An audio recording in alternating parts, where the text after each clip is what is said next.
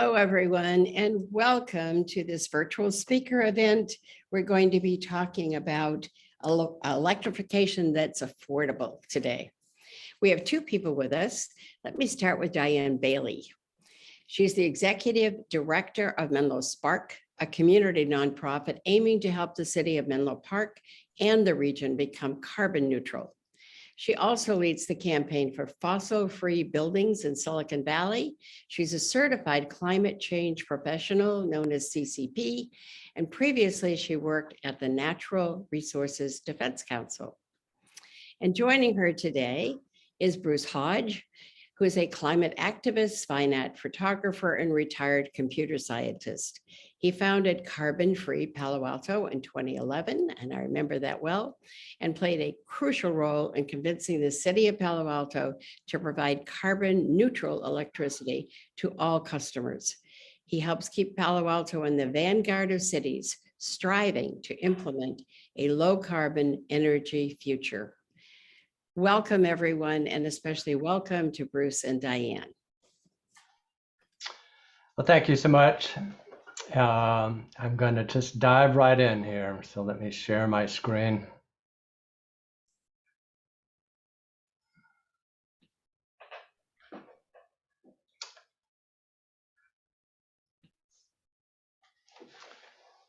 Okay, so hopefully everybody can see my screen and hear me.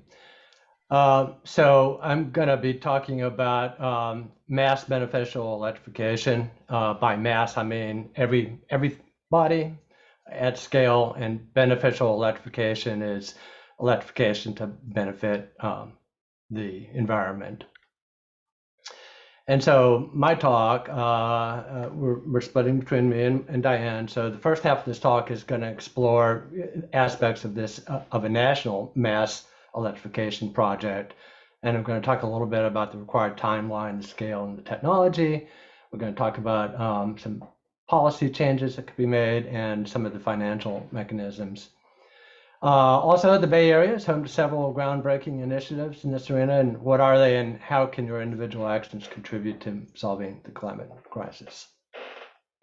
And so I do have some good news. Political will is the only obstacle to solving climate change, and we don't need any technological breakthroughs. But the bad news is that political will is the only obstacle to solving climate change. So what is the goal? Our goal, obviously, is to stabilize the climate at an acceptable level. But, what is an acceptable level? And so the Paris Climate Accords a couple of years ago established this 2 degrees Celsius above pre-industrial levels. And they also recommended trying to limit the increase to 1.5 degrees C.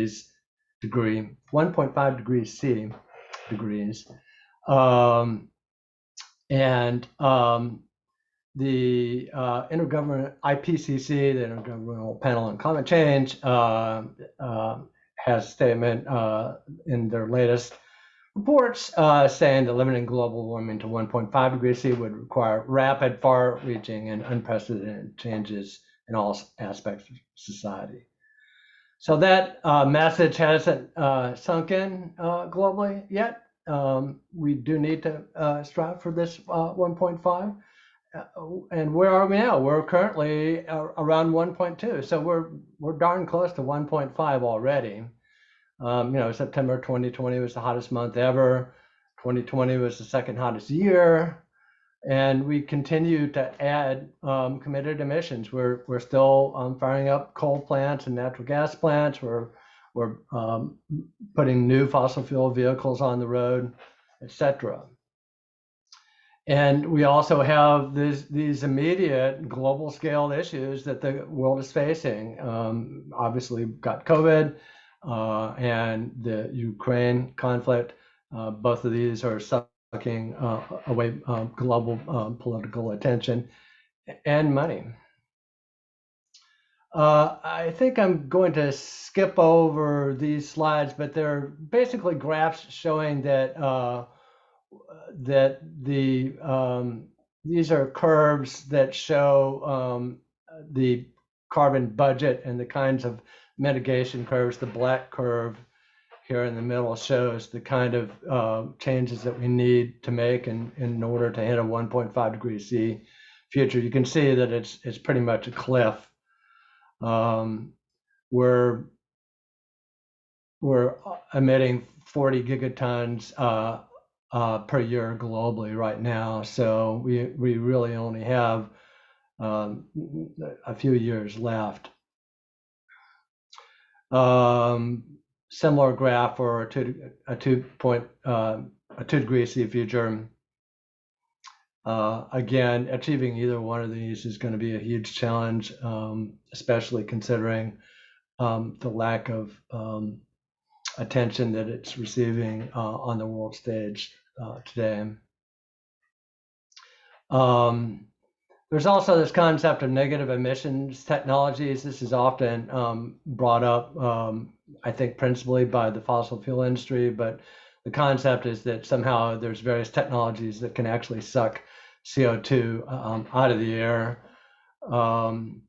This is, most of these are pretty unproven, and it's not something that we can really count on. It would be nice if some of these things could work out, but no guarantees. There's the center option here, direct air capture, involves having fans and which require energy to run. So just doing that would require a massive amount of energy just to run all these fans. So I think that a lot of these negative emission technologies are often brought up by the fossil fuel industry. So just beware. The main problem that we have is that 78% of the global emissions are related to energy. So we need to focus on energy. Obviously, these other things, we can't ignore them. The next big piece is agriculture. There's different, you take these numbers with a grain of salt. It sort of really depends on how you slice up the pie. Agriculture could indeed be bigger. So there are good reasons to pursue a plant-forward diet. So I'm going to talk about the need for a new energy infrastructure. And that is this mass beneficial electrification, which involves decarbonizing the electricity supply. We've done that here in Palo Alto. The state of California is making fairly good strides towards doing that. And we need to electrify almost everything. And that's where the mass comes from. And we need to replace our fossil fuel infrastructure with a modern, clean, electricity-based one. And so what is the big picture? It really is going to require nationally and certainly internationally a massive and transformational approach. In other words, an industrial mobilization. And this transformation can save money, it will save money in the end, and it's not really a cost, it's an investment. But we do need a production ramp akin to the ramp that happened in World War II to ramp up armaments and other things for the war. And this new energy infrastructure generates jobs in every zip code.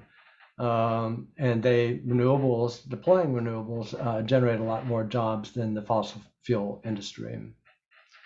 So in the end, really what we want is warm homes, hot water, cool cars, clean air, and clean water. So zero carbon energy. We really need to transition to zero carbon electricity. And basically that comes from solar, wind, hydro, geothermal, nuclear even. And storage will play an extremely important role. It will likely be dominated by batteries, and we need to upgrade our electric grid to Grid 2.0. And this is going to require a 3 to 4 times increase in our current electricity supply. So it's definitely a challenge. The good news is that the new devices are ultra efficient. And renewable energy is a technology, and so the cost will decline over time. There are some positive global trends for decarbonized electricity. Basically, generating renewable energy is getting cheaper by the day. And so, as I mentioned before, we need to electrify everything. We need to transition our fossil fuel devices to these ultra efficient electric devices. And we need to rapidly move to a scenario where we don't install any more new fossil fuel devices. And the big candidates in this category are water heaters, HVAC, that's heating and air conditioning, and our vehicles. And we need to replace our existing devices at the end of life or near the end of life, but with near 100% replacement rates. No more fossil fuel devices. And this is going to require new performance-based standards, which phase out fossil fuels. And it's also going to require large-scale financing at zero or nominal interest rates. It would be great if we had a new federal agency, the Federal Climate Authority, that would be similar to the Federal Housing Authority that was established at the end of World War II to help Americans acquire their own homes.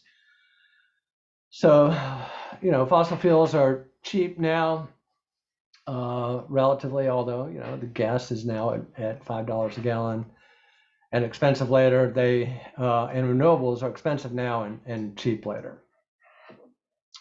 So what are the beneficial electrification technologies that are out there? So we have heat pumps. Refrigerators use heat pumps. They move heat from one place to another. They can be very efficient, 400% for water heaters and 400 to 500% efficient for HVAC. And that's compared to the efficiencies of the existing devices that are usually somewhere between 60 to 98% efficient.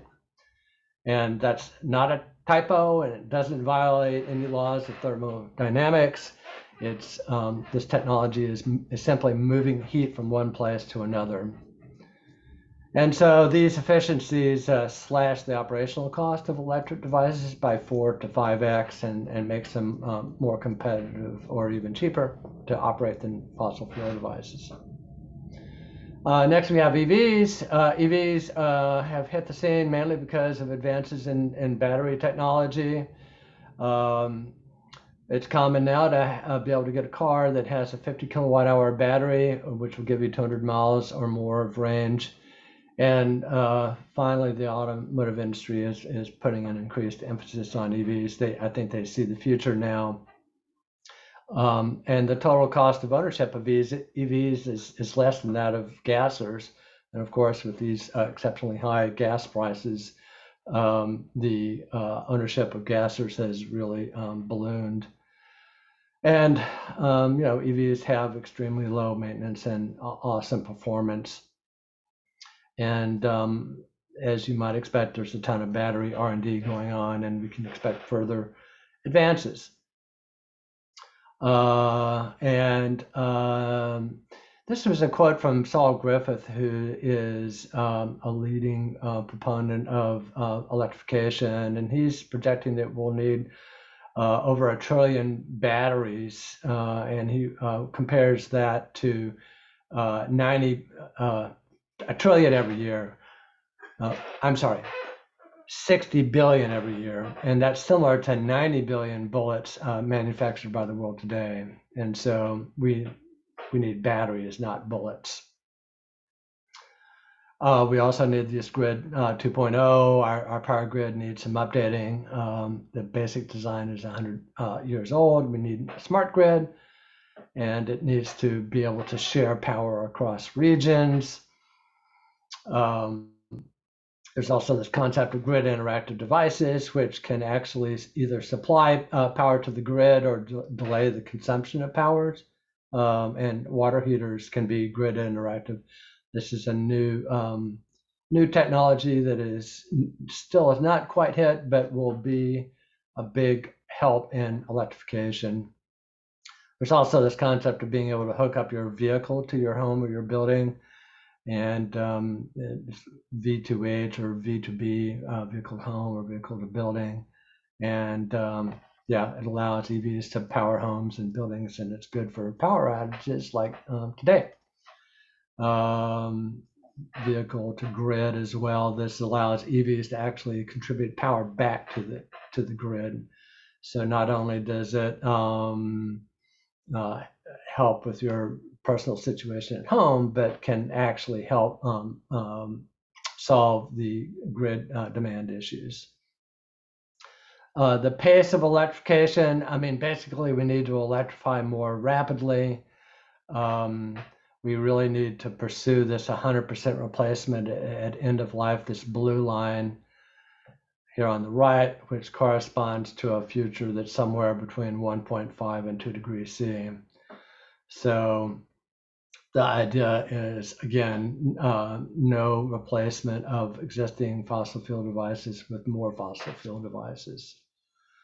Palo Alto has established this 80% reduction of existing emissions by 2030.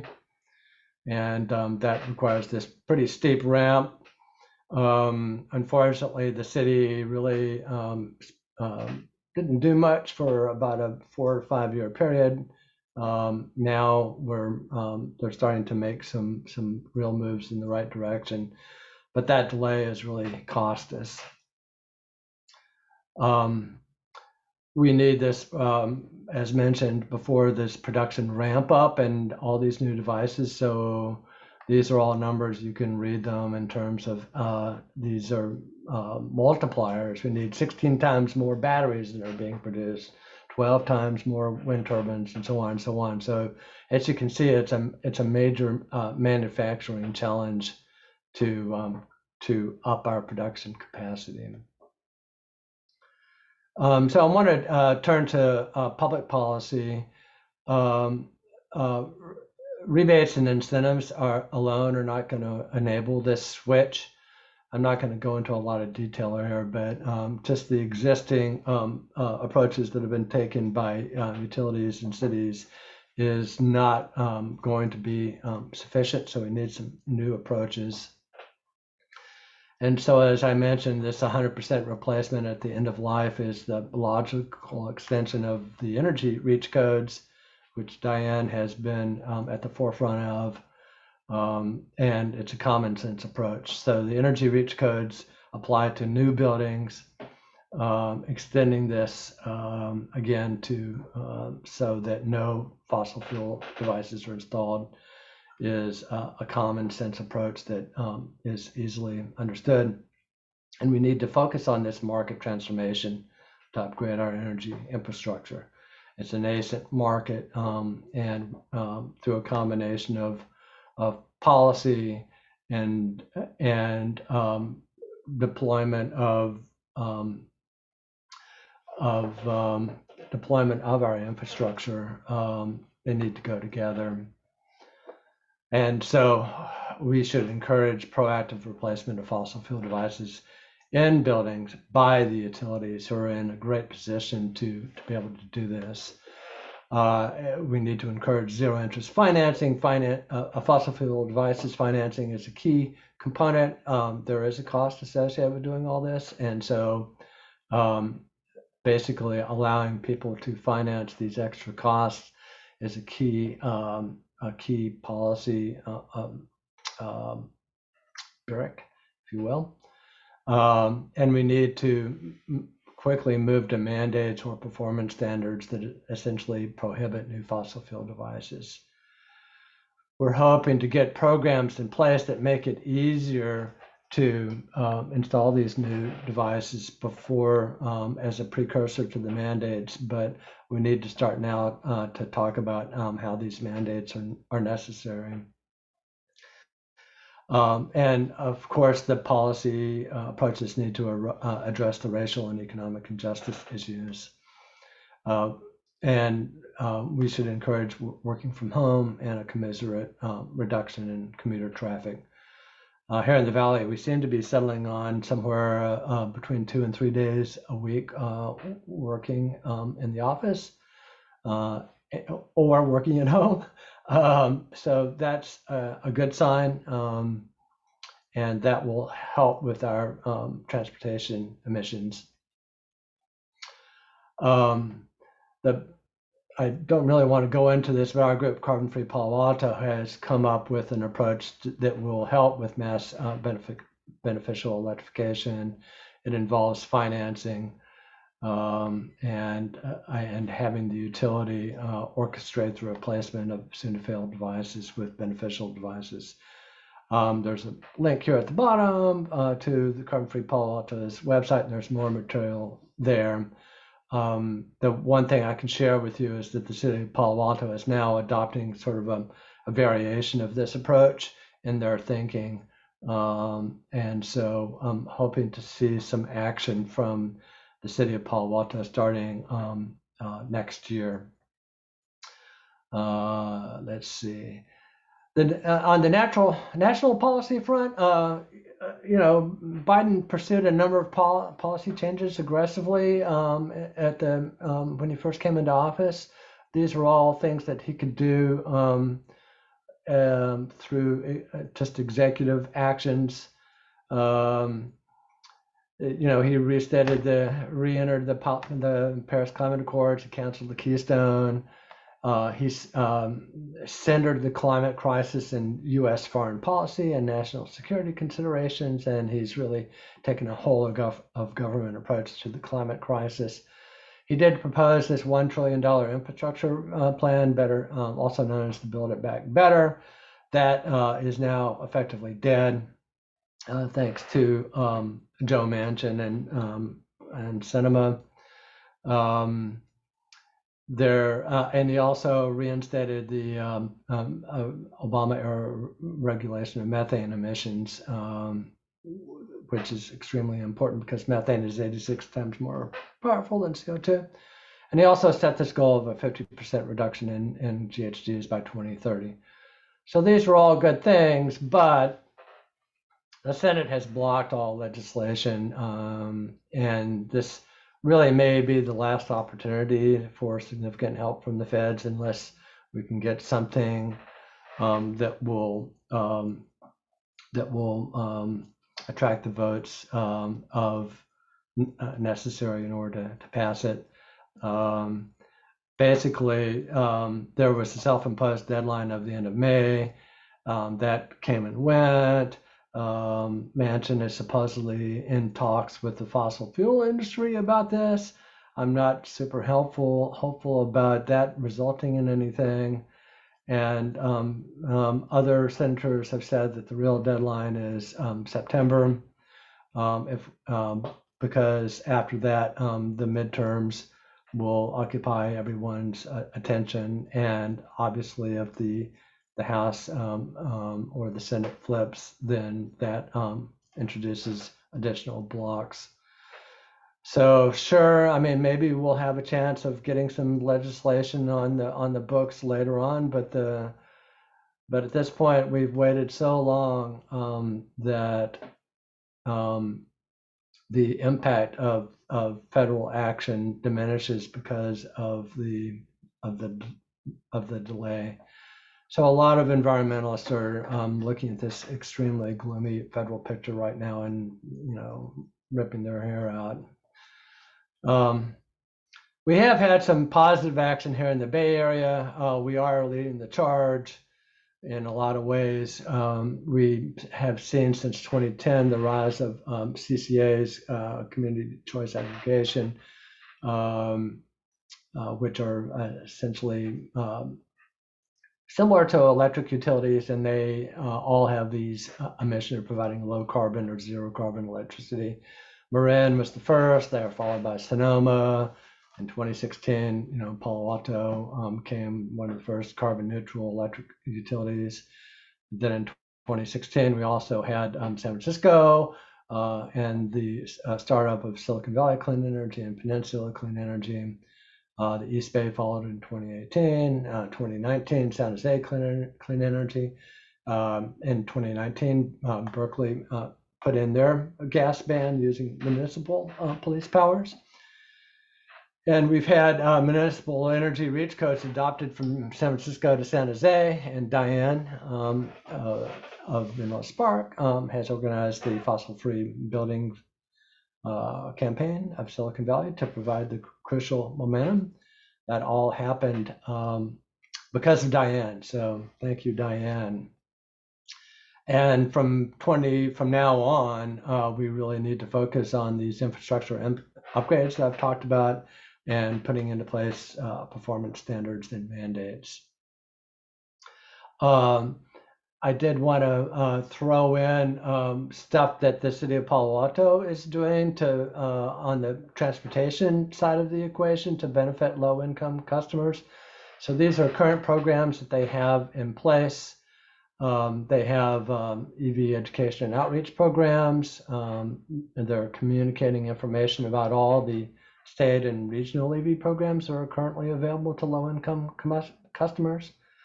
Actera, which hopefully many of you know, has been a great partner to offer financial incentives clinics and one-on-one case management for income qualified residents.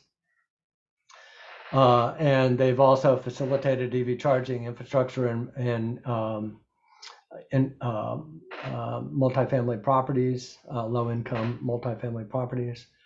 And they also offer EV charging rebates and technical assistance with EV charging, and also rebates for transformer upgrades.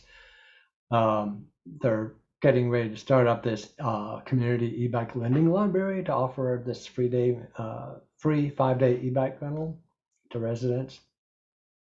And they've also worked on installing EV chargers throughout all the city properties, which are accessible to all residents 24 hours a day. So these are the existing programs.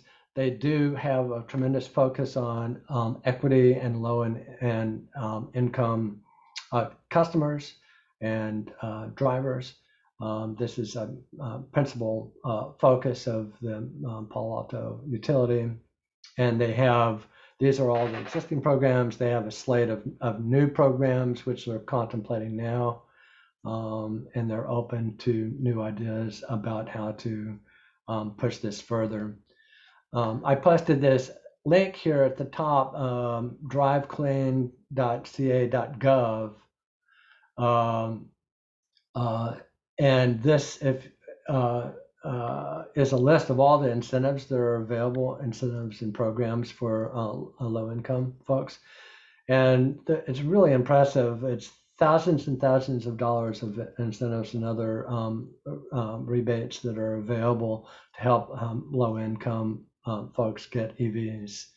So that's a great resource, and you can stack a lot of these incentives to get into a situation where basically the incentives are paying for a major portion of the cost of the vehicle.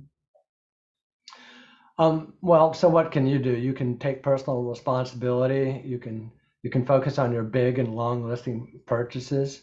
You really need to think in terms of developing a plan to ditch fossil fuels. You can replace your natural gas water heater at its end of life, or even sooner, with a heat pump water heater. You can replace your natural gas furnace or HVAC at its end of life with an heat pump HVAC.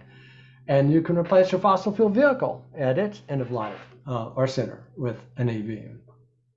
And you can reduce your consumption by buying less, driving less, flying less. And you can obviously plug into the political process as well and demand local action. Diane and I have both been very active on this front, and that can be very effective. This is a quote from Saul Griffith. We face I mentioned him before. We now face a climate emergency as challenging as all of our 20th century emergencies combined.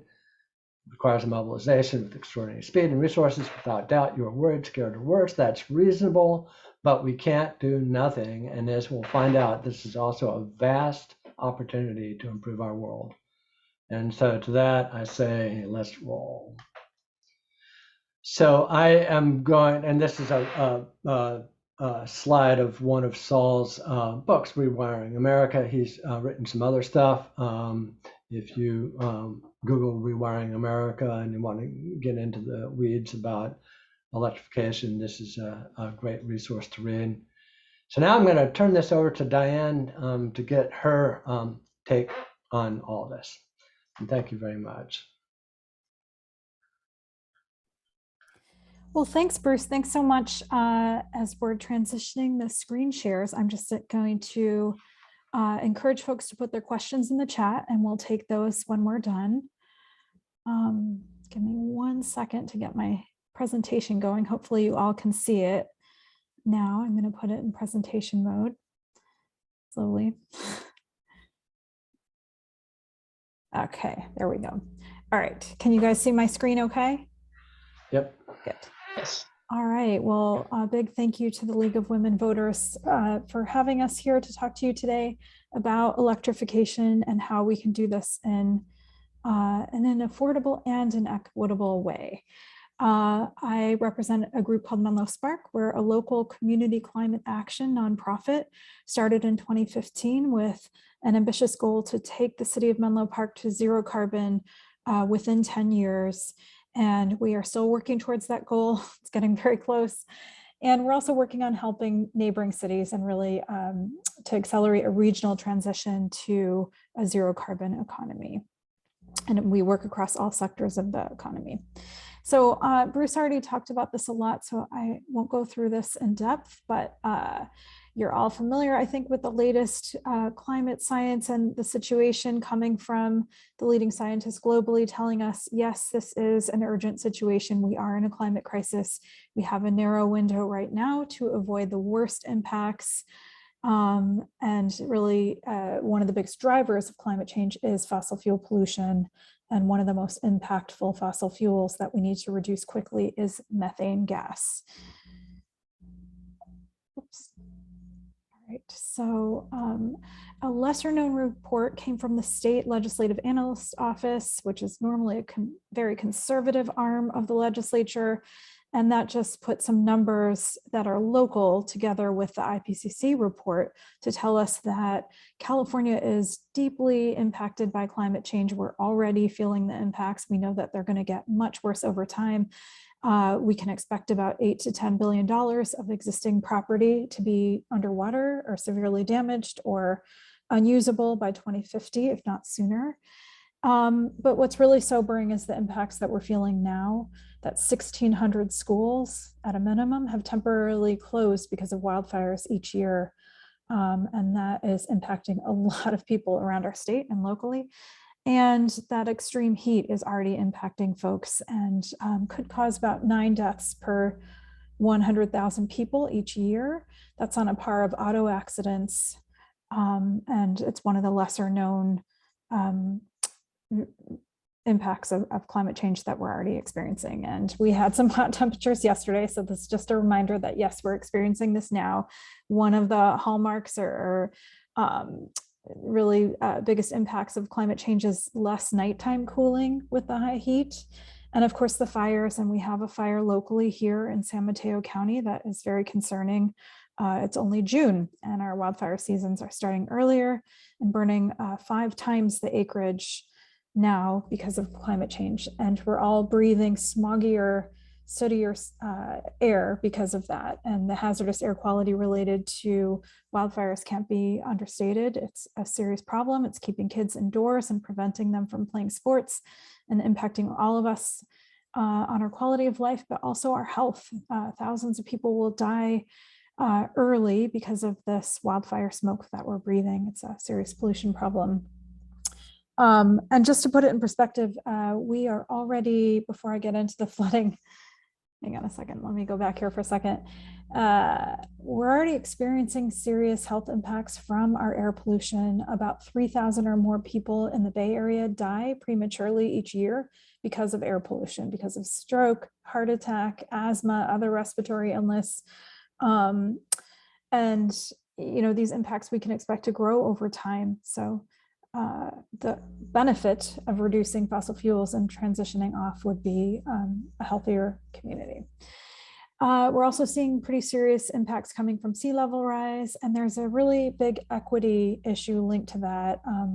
Our most vulnerable populations tend to be coastside and most impacted by the threat of sea level rise and flooding, and they're already paying higher home insurance rates now because of this. So the inequities are here with us now.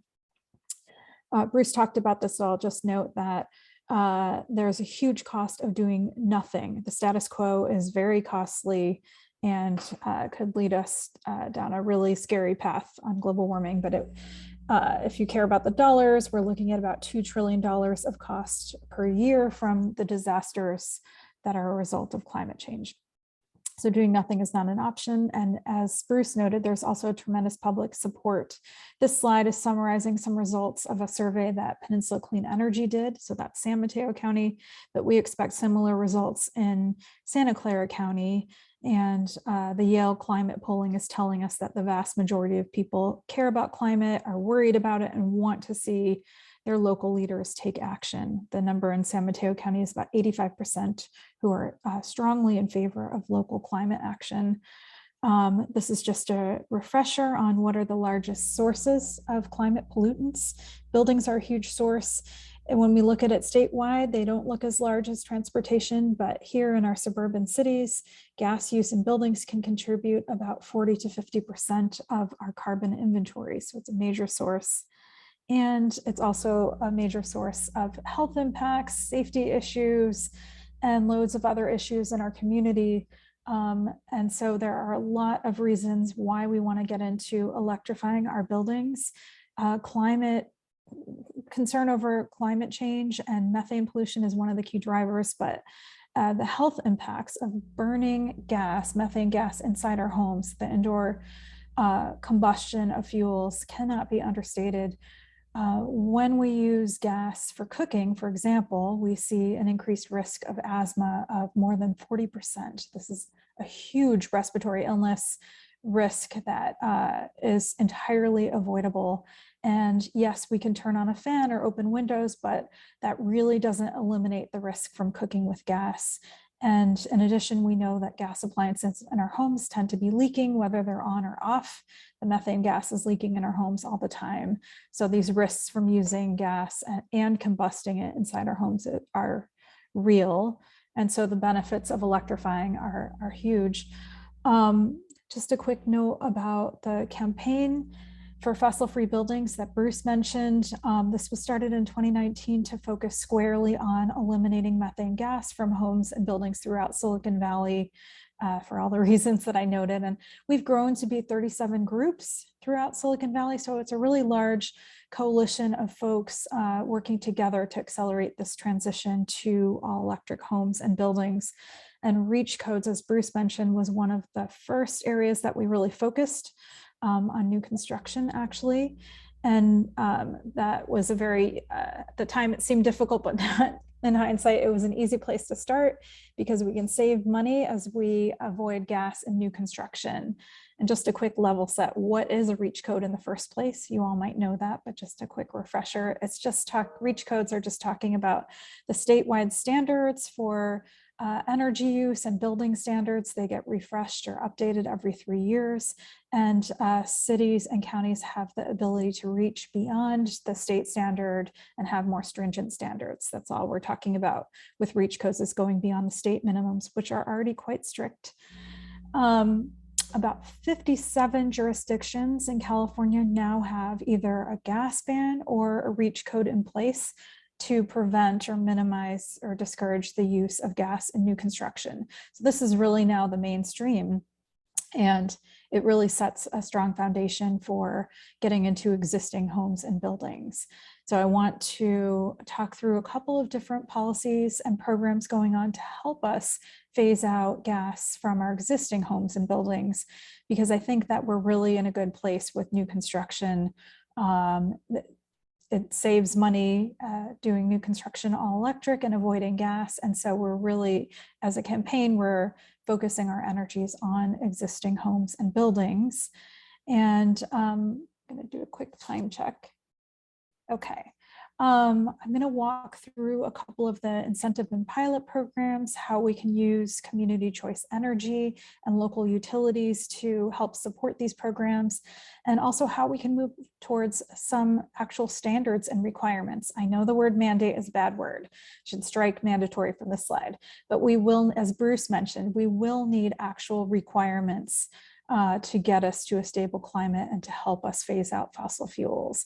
So I'm going to start in Menlo Park first and talk about some of the activities there to try to accelerate that phase out of gas. And then there are noteworthy actions coming from Half Moon Bay, as well as our Bay Area Air District. So in Menlo Park, the city adopted a very aggressive climate action plan, or I should say ambitious climate plan, going for zero carbon by 2030. It's actually not that different from Palo Alto's goal, which was established years and years ago, of an 80% reduction by 2030. That last 20% is really looking at carbon removal and offsets.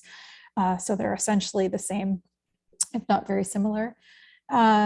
This is notable because it was adopted at the height of the pandemic, but in recognition of the growing urgency of addressing climate. The climate plan in Menlo Park started with 6 key measures, the first of which was addressing building electrification and making a commitment to transition 95% of the homes and buildings in Menlo Park to all electric by 2030. No one's done this before, but I think it's widely viewed as essential to meeting these more ambitious climate goals and essential to getting us on track to a stable climate. And so a lot of focus has been on this first cap measure in Menlo Park. It represents more than 40% of the local carbon inventory.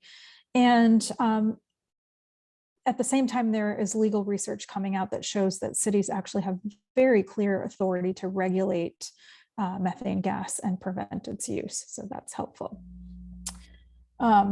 So as Menlo Park began to consider these policies to transition homes and buildings, Menlo Spark, we asked the question, how can we do so in an affordable way and in an equitable way? We know that there are huge benefits to electrifying low-income households because a lot of folks don't have air conditioning right now and are really suffering in these heat waves that we have. And as we electrify homes, it means that replacing the gas furnace will be done with a heat pump that provides both cooling and heating. So this is really an essential way to improve community resilience and get cooling into homes that don't have it right now.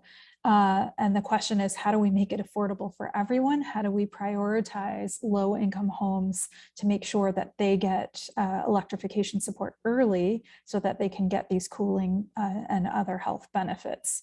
And so we released a report called Gassed Out last summer, and it did prioritize electrification of low-income homes, laying out a 10-year investment plan using utility taxes to fund these home conversions. We estimate that it costs around $20,000 to $25,000 per home to convert from gas to electric.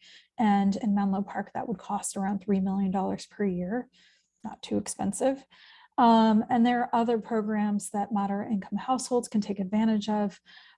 Bruce mentioned the zero interest on bill financing loans that are coming online shortly. They're expected to be launched this summer, and that will be a very affordable way for moderate income households to begin to electrify. It erases the upfront capital cost of replacing electric appliances. And the thinking is that the electric appliances are more efficient and will pay for themselves over time with lower utility bills. So that is our thinking with our Gassed Out report. And we laid out a couple of other support measures that we think are essential to helping cities electrify, providing 24/7 technical support, streamlined permitting, improving our REACH codes to include requirements for existing buildings.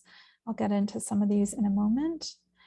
But just in terms of the progress in the city of Menlo Park, There was a really important study session in August of 2021 where a lot of these recommendations for citywide electrification were considered. Most of them did go forward with city approval, and that's wonderful.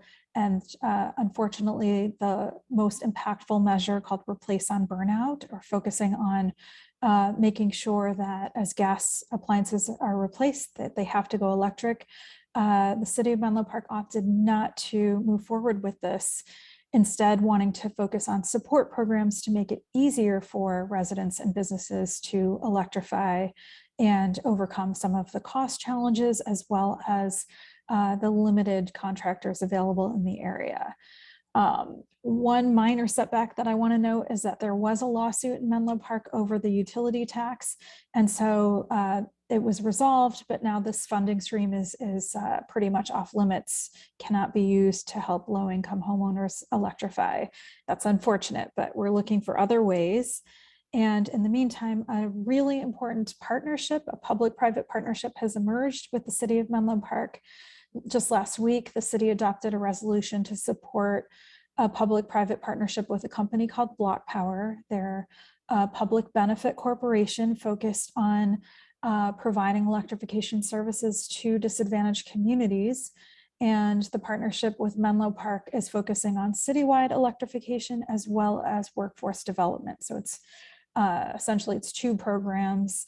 And this is really one of the first public-private partnerships of its kind, the first on the West Coast, to help a city go completely electric and following the model of Ithaca, New York. But we know that other California cities will be following so shortly, we believe. We know that the city of San Jose has an RFP out there and is in discussions with Block Power and potentially other companies. And we believe other local cities are looking at this as well. Our project with the city of Menlo Park is designed to focus in Belhaven first. This is a disadvantaged community that would really benefit from the cooling that electrification brings, as well as avoiding the health impacts of gas inside homes. We are currently in fundraising mode, trying to raise the funds to help these projects go forward. We have a $4 million request through our Senate district that we think could be promising and could get allocated this fall to help with those home upgrades in Belhaven. The $4 million could upgrade 200 low-income homes. And then we aim to ramp up the program to serve 1,000 or more homes and buildings by 2024, so that Menlo Park can meet its 2030 goal of switching off of polluting gas. And then on the workforce front, we are in the process of developing a partnership with the local nonprofit Job Train. And this looks really promising. It looks like Job Train and Block Power will collaborate to provide 3-month intensive training programs for 20 people at a time. So that could produce 50 new appliance installers per year. And that program is in the works now, and hopefully will provide installers and more skilled technicians serving the whole region, not just Menlo Park. This is just a quick overview of what Block Power provides and their services. They are comprehensive electrification services that also bring in some of the upgrades on health and safety as well as efficiency. Projects could include EV charging, solar, battery energy storage, and a number of other components. And they use specialized software to kind of streamline the projects and the installations. And they also get an economy of scale through bulk purchasing and negotiated agreements with wholesalers on the appliances. So we hope that that can bring the cost down and help us kind of scale the market transformation that we need to lower the cost for everyone in the region. And I think we're short on time, so I'm going to skip over Half Moon Bay, but just say that they broke new ground this year by adopting a really important electrification ordinance that includes an end of gas flow by 2045. We think that's a promising approach and helps raise awareness, and that other cities will follow. We know that our community choice energy agencies, as well as municipal utilities, are really important partners in electrifying and helping to provide services. Peninsula Clean Energy, for example, has a turnkey electrification program that is no cost for low-income households that'll serve 200 households over the next few years in San Mateo County. We know that funding and financing programs are coming, and also that there are additional contractor trainings underway through our CCEs and munis. And one really promising area is this joint REACH code support effort from Peninsula Clean Energy, Silicon Valley Clean Energy, as well as East Bay Community Energy. And this provides model REACH codes to all of the cities in our region. This year, they're really innovating and adding to the new construction REACH codes with an existing building electrification REACH code that should be released soon and could have a really large impact. And then lastly, there are a couple of things happening at the regional and state level. Our Bay Area Air District is considering new standards. These are likely to go to the board at the end of this year to bring the NOx emission standards for heaters and furnaces down to 0 emissions starting in 2027. And the South Coast Air District, that's the Los Angeles area, is set to follow suit in the next few years. And then the state of California is considering a 0 greenhouse gas emission standard to begin in 2030. That would essentially be a ban on gas appliances. So those are on the horizon, but we hope that cities will act sooner. And we know that the concerns about cost and affordability are large. And I just want to note that there are a lot of resources out there to help folks find low-cost electrification equipment and strategies. One of those resources is Redwood Energy. They publish electrification guidebooks with a lot of tips and case studies and a product guide. Their latest guidebooks include appliance recommendations for electrifying on a tight budget. We hope those can help people. And lastly, a little bit on what you can do to plug in on these issues, stay informed, take action, and to green your own home, as well as becoming an ambassador to help others electrify their home. And I think these resources will be shared and the links are in here. So I'll let folks look at those later and just wrap up quickly to say that we know that transitioning our economy off of fossil fuels is not an easy thing, but we really need to get started and to accelerate these efforts. We have no time to waste. And we know that it will go more smoothly if we can work together. And if we keep equity front and centered, we can be successful on our climate action and climate justice efforts. So thank you so much. Here's my contact information. And I think we have a couple minutes to open it up for questions. I'm going to stop the screen share.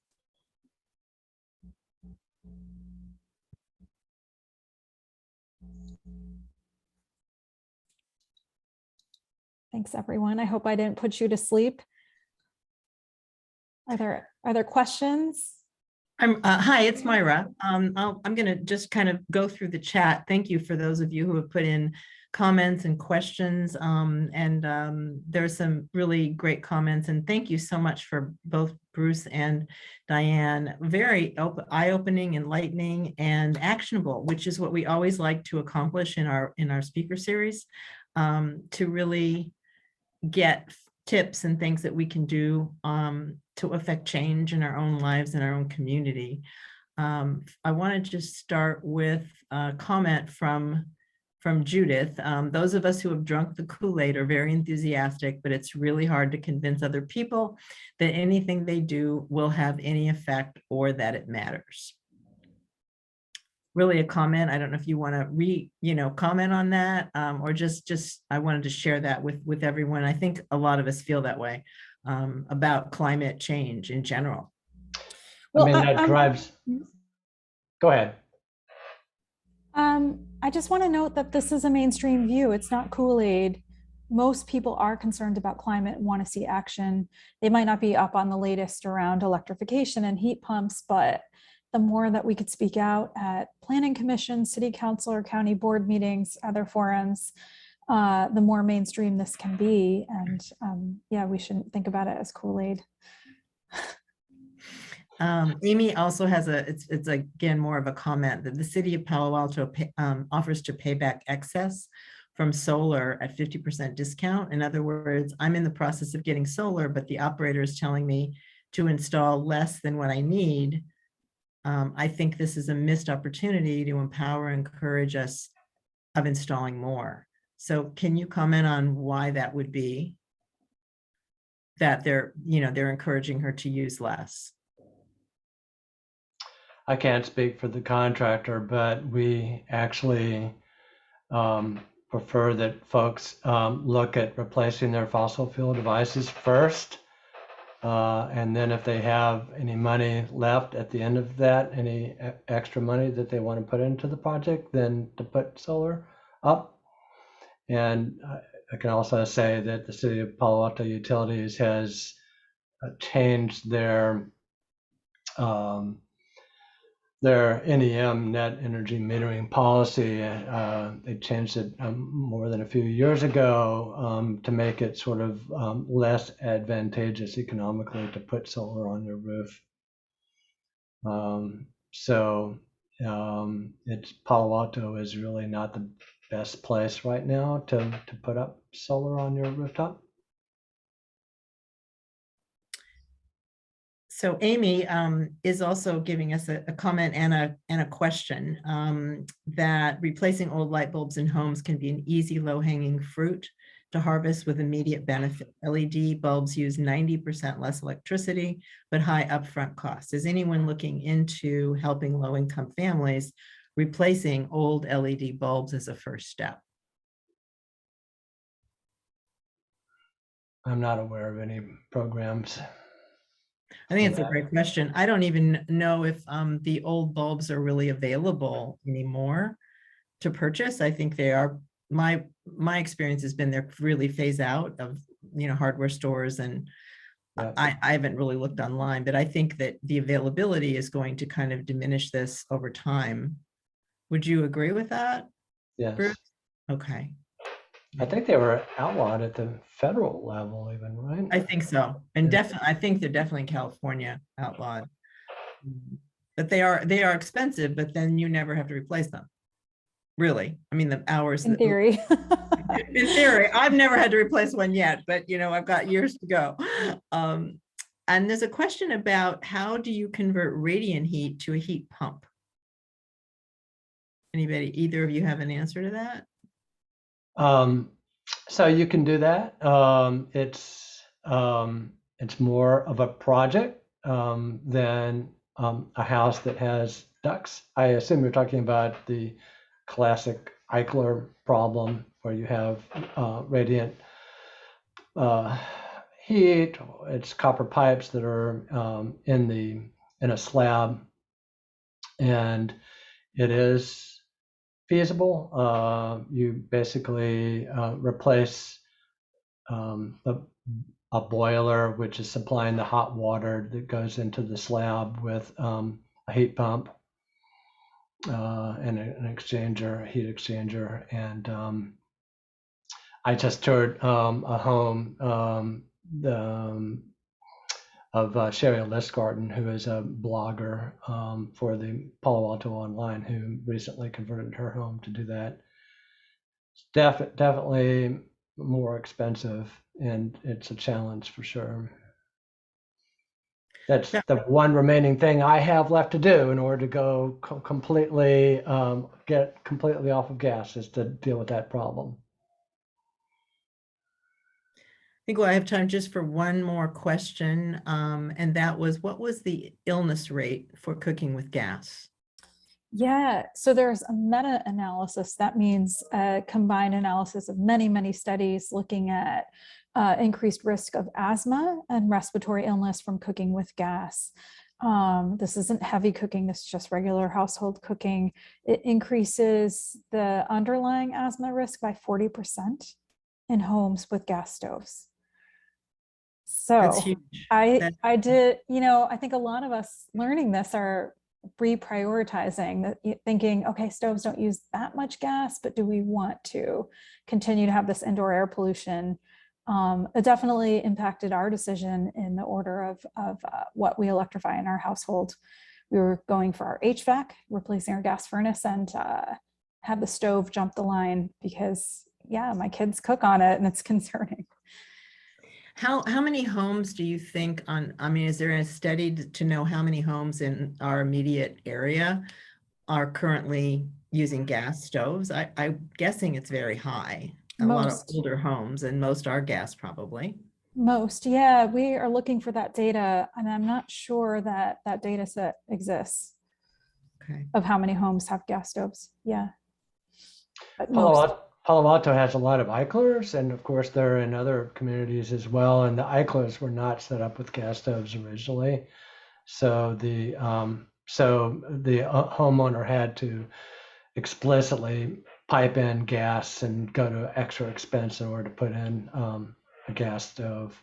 So that doesn't really answer your question, but I have another quick question that brings to my mind, and I promise this will be the last, and this is for me again.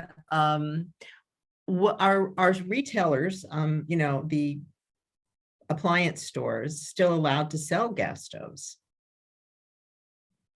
They are. I know. Would that be a first step in terms of really clamping down? yes, there is a national movement afoot to require warning labels. And the American Medical Association just passed a resolution issuing a warning, asking their pediatricians to issue warnings to families about the health impacts of cooking with gas. So I think the warning labels are coming. It's a campaign that's targeted to specific retailers. So I think Best Buy might have been an early retailer, but for now they're still legal. Yeah. Yeah, they're still legal. I think that would be a good move, because as people are doing so many remodels now, hopefully they're choosing electric over gas. Palo Alto is looking at expanding their REACH code, and this is in other communities as well, to consider a remodel to be essentially the same as new construction. That's so required. that once it goes into effect, that would prohibit gas from going into remodels. Also ADUs. I actually have one, I want to share one more comment from Amy, just saying it's on a positive note. Just to follow up, we installed a whole house electric radiant heat last year. The comfort is great, and we saw the savings in our bill right away. So thank you for that, Amy. And on that note, I will also thank our panelists, Bruce and Diane. You were fantastic. I learned so much from you, and I hope that our guests did as well. We will be posting this recording on our YouTube channel and on our website soon. So if you want to re-look at anything, there were some really detailed and interesting slides, or share with friends and family or others that you might think might be interested, please do. And thank you for attending. We appreciate everyone being here, and also the great knowledge and experience, and really fairly easy to understand for us people who are not scientists, or have the in-depth knowledge, of course, that both of you do. So thank you so much. Everybody stay cool if you can, and have a great rest of your day. Bye now. Thank you. Thank you. Have a great day. Yes. Thanks again.